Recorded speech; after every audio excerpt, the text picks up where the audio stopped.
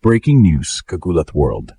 Sources revealed na si Martin, isang certified NCAA Division I star sa US, ay posibleng pumasok sa PBA draft kung makukumpleto niya ang lahat ng kanyang documents bago ang official deadline. Grabe, kung mangyari ito, malaking game changer hindi lang sa PBA, kundi pati na rin sa future ng Gilas Pilipinas. Si Martin ay kilala bilang isang versatile guard forward na sanay sa bilis at physicality ng US NCAA system. Sa height, skills, at basketball IQ na dala niya, siguradong magiging instant impact player siya sa PBA. Pero higit pa riyan, kung sakaling ma-clear ang kanyang eligibility, pwede rin siyang maging core piece ng Gilas program moving forward. Imagine this. Gilas na merong Kai Soto, Kevin Quiambao, AJ Edu, Renz Abando, at idadagdag mo pa si Martin na galing NCAA Division I. Parang all-star caliber lineup na kayang sumabay sa malalakas na koponan mula Australia, New Zealand at iba pang Asian giants. Ngayong lumabas ang balitang ito, fans are hyped at nagdadasal na maayos agad ang papeles ni Martin para hindi masayang ang pagkakataon. Hindi araw-araw nakakahuli ang Pilipinas ng NCAA-level talent na handang magbigay serbisyo sa bansa. Ang tanong, kung makakapasok si Martin, sa tingin niyo ba kaya niyang maging face of Gilas backcourt sa future? Breaking news, Kagulat World.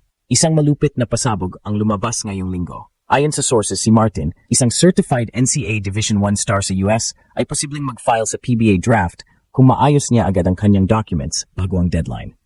Grabe mga idol, hindi lang ito simpleng balita. Ito ay isang potensyal na turning point para sa future ng Gilas Pilipinas. Kung titignan natin, bihira lang talaga na ang isang homegrown o Pinoy-blooded player ay makapasok sa pinakamataas na level ng US college basketball, gaya ng NCAA Division I. Hindi lang basta benchwarmer si Martin. He's a certified contributor, sanay sa intensity, bilis, at physicality ng mga kalaban sa Amerika. Dito pa lang, makikita mo na ang iba ang build ng kanyang laro. Ibang klaseng mindset at training ang bit-bit niya pabalik ng Pilipinas.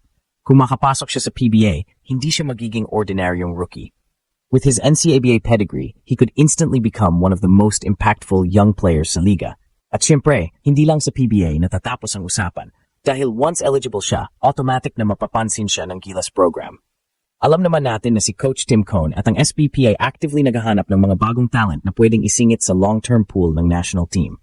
Ngayon, imagine niyo ito. Gilas frontcourt na pinangungunahan ni Kai Soto, Kevin Quiambao at AJ Edu.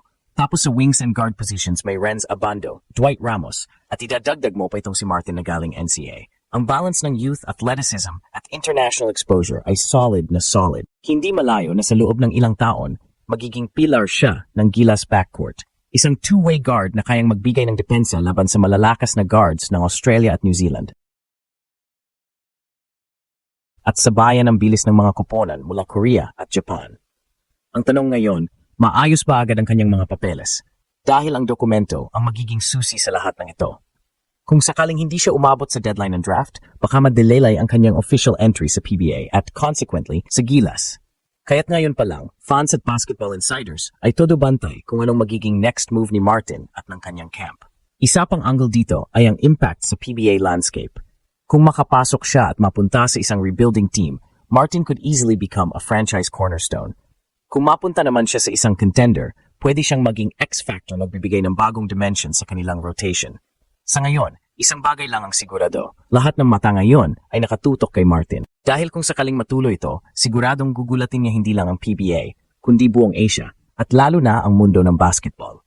Sa tingin niyo, Kagulat World, handa na ba si Martin maging game changer para sa Gilas Pilipinas sa hinaharap? Kung susuriin natin ng mas malalim, bakit nga ba sobrang laking bagay kung papasok si Martin sa PBA at eventually sa Gilas Pilipinas? Una, ang kanyang karanasan sa NCAA Division I ay hindi biro. Ang mga batang Pinoy na lumalaro sa US college system ay dumadaan sa matinding training, mas advanced na system, at nakakalaban nila ang ilan sa mga pinaka-elite na prospects ng mundo. Ang level of competition na iyon ay sobrang taas kumpara sa collegiate leagues dito sa Pilipinas. Kaya kung may pasok siya sa Gilas pool, automatic na dagdag disiplina at basketball IQ.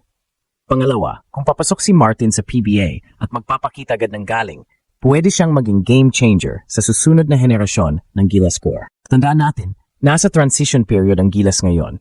Kai Soto ay nagpapagaling pa mula sa injury, Kevin Quiambao ay nakatutok sa NBA dream, at marami sa veterans tulad ni Junmar Fajardo at Japeth Aguilar ay papalapit na sa twilight ng kanilang careers. Kaya ang mga batang tulad ni Martin ay pwedeng magsilbing tulay ng bagong era ng national team. Pangatlo, hindi lang basta talento ang dala niya. Sa Amerika, siya lumaki bilang athlete, kaya mas malaki ang exposure niya sa strength and conditioning, diet, at training regimen na advanced. Kapag dinala niya iyon sa Gilas environment, natural na mahahawa rin ng iba at tataas ang standard ng buong koponan. Kung titignan, may resemblance ito sa naging impact Dwight Ramos at RJ Abarientos noong sumali sila sa Gilas pool. Biglang nagkaroon ng spark at ibang level ng kumpiyansa ang team.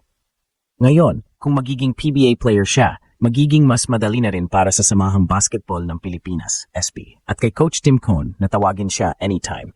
Hindi na magiging komplikado ang logistics, hindi gaya kung nasa abroad siya palagi. At kapag nakasama siya sa mga FIBA tournaments, malaking tulong ang kanyang versatility at confidence laban sa malalakas na kalaban tulad ng Australia, New Zealand at Iran.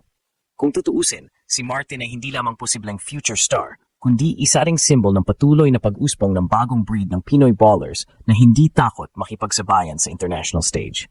Kaya hindi nakakapagtaka na maraming fans ang sobrang excited. Dahil kung toong ang papasok siya sa PBA draft, malaking dagok ito sa mga kalaban at malaking panalo para sa Gilas Pilipinas. Kung titignan natin ang mas malawak na larawan, malinaw na si Martin ay hindi lang basta potential PBA rookie. Siya ay pwedeng maging cornerstone ng Gilas Pilipinas kung mabibigyan ng tamang exposure, tamang development at tamang sistema. Ang kanyang NCAA Division I experience ay nagbibigay sa kanya ng malaking bentahe kumpara sa ibang homegrown talents.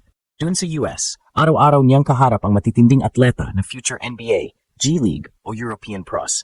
Ibig sabihin, nasanay na siya sa bilis, pisikalidad at advanced na taktika ng international basketball. Kung may sasama siya sa Gilas pool sa mga darating na taon, tiyak na madadagdagan ang depth at versatility ng ating national team. Ang tanong na lang ay kung saan siya mas unlad, sa PBA na nagbibigay ng malaking exposure sa local na fans o sa patuloy na paglalaro abroad kung sakaling pumili siya ng ibang ruta. Kung sakali namang makapasok siya sa PBA, makakakuha siya agad ng solid platform para makilala sa bansa at may pakita ang kanyang galing na posibleng magbukas pa ng pinto sa international leagues. Ngunit higit sa lahat, kung makukuha ni Martin ang mga kinakailangang dokumento bago ang deadline ng PBA draft, magiging simbolo siya ng bagong yugto para sa Gilas. Katulad ng Kevin Quiambao, AJ Edu at iba pang batang Pinoy stars, siya ang representasyon ng bagong henerasyon. Mga atleta na hindi na natatakot sumabak at makipagsabayan sa pinakamalalakas sa mundo. Kung tutuusin, nasa crossroads ngayon si Martin. Ang kanyang desisyon ay hindi lang para sa personal na career niya, kundi may epekto rin sa kinabukasan ng Gilas Pilipinas. Kaya't ang tanong sa lahat ngayon, handa na ba ang PBA at Gilas system na yakapin ang isang NCAA Division I talent na tulad niya? At handa na rin ba si Martin na dalhin ang kanyang talento pabalik sa Pilipinas upang maging parte ng bagong chapter ng ating basketball history?